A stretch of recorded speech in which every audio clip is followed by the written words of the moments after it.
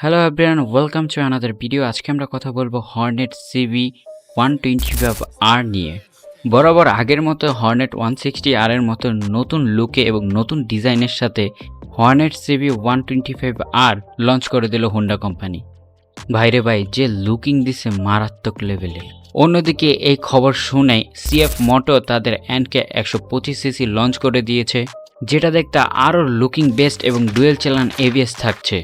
এর সাথে NK 300 launch করে দিয়েছে, কিন্তু 125cc যেটি সেটির এখনও দাম নির্দিষ্ট করা হয়নি।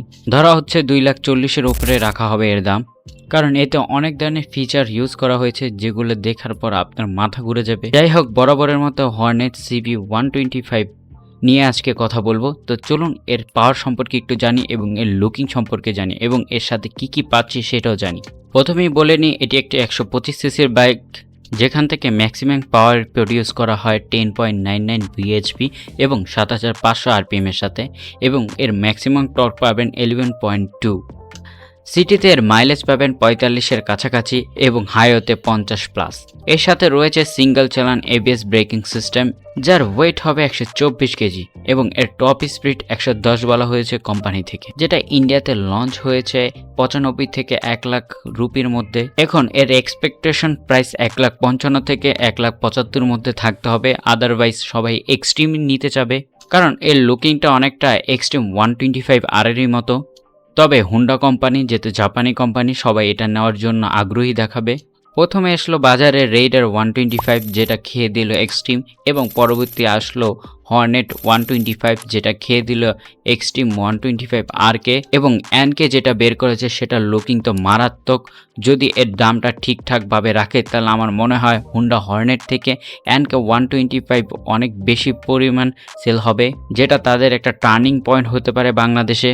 আপনার মতামত অবশ্যই জানাবেন, এবং এই তিনটা বাইকের মধ্যে কোনটা আপনার সবচেয়ে বেশি ভালো লাগে তা অবশ্যই কমেন্ট করে জানাবেন। পিছনে দেওয়া হয়েছে স্প্লিট সিট, যেখানে পিলিয়নের জন্য একটু কষ্ট হবে কারণ অনেকটা স্পটিক লুক দেওয়া হয়েছে।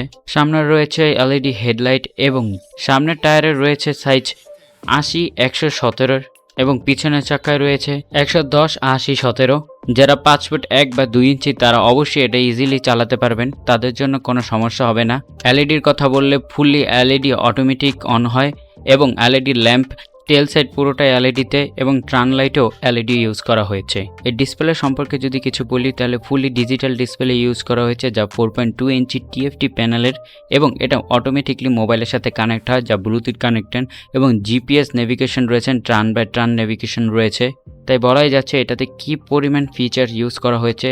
তো অবশ্যই কারা কারা কিনতে চান অবশ্যই কমেন্ট করে জানাবেন, এবং বাংলাদেশে আপনাদের এক্সপেক্টেড প্রাইস কত হতে পারে তা অবশ্যই জানাবেন কমেন্ট করে। সবাইকে ধন্যবাদ।